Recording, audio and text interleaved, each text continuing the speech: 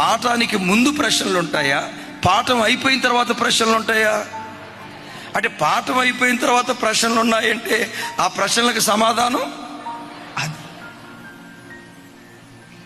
ఒక అద్భుతమైన మాట, రిస్క్ ఎక్కడుంటుందో దేవుని ద్వారా రిస్క్యూ అక్కడ ముందుగానే దేవుడు ఏర్పాటు చేస్తాడు. రిస్క్ అంటే సమస్య, రిస్క్యూ అని అంటే పరిష్కారం.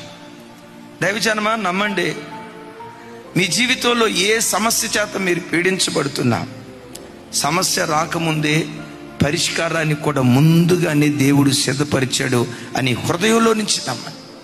అయ్యో ప్రభా, ఈ సమస్య వచ్చింది ఎలా, ఈ ఆపద వచ్చింది ఎలా, ఈ ఇబ్బంది వచ్చింది మేము ఎలా బ్రతకాలి, ఈ శోధనలు వచ్చాయి ఎలా బ్రతకాలి, ఓ తెలియని దిగులు నీ గుండెల్లో గూడు కట్టుకుని ఉంటే దేవుని బిడ్డ విశ్వసించు.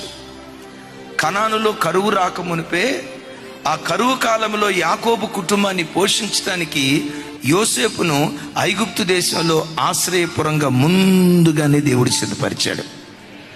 కరువు వచ్చిన తర్వాత సిద్ధపరిచాడా, కరువు రాకమునిపే సిద్ధపరిచాడా? ఇక్కడ ఇశ్రాయేలీలు యూదులందరూ చంపబడాలి, ఈ మరణ శాసనం రాకమునిపే రాణిగా చేశాడా, మరణ శాసనం వచ్చిన తర్వాత రాణిగా చేశాడా?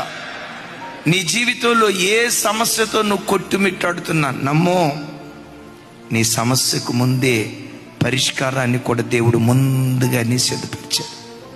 అయితే సిద్ధపరిచిన ఆ పరిష్కారం వెంటనే నీకు కనపడదు, సమయం వచ్చినప్పుడు దేవుడు దాన్ని బయలుపరుస్తాడు.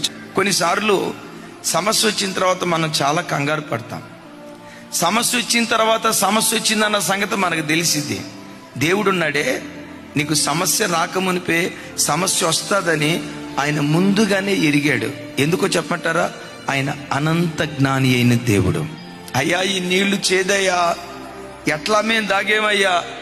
మోషే కంగారు పడతా ఉంటే, మోషే ఎందుకు కంగారు పడతావు? ఆ చేదును విరగొట్టే చెట్టును కూడా నేను ముందుగానే పక్కనే ఉంచా.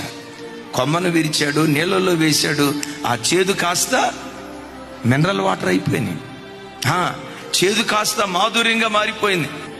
ఈ దేవుడు భూత భవిష్యత్ వర్తమాన కాలాలను సమస్తాన్ని ఎరిగినటువంటి దేవుడు.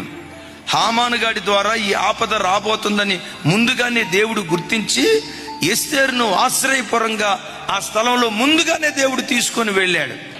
ఏ సమస్యతో మీరున్నా గుండెల్లో నుంచి నమ్మండి, ఆ సమస్యకు ముందే పరిష్కారాన్ని కూడా దేవుడు సిద్ధపరిచాడు.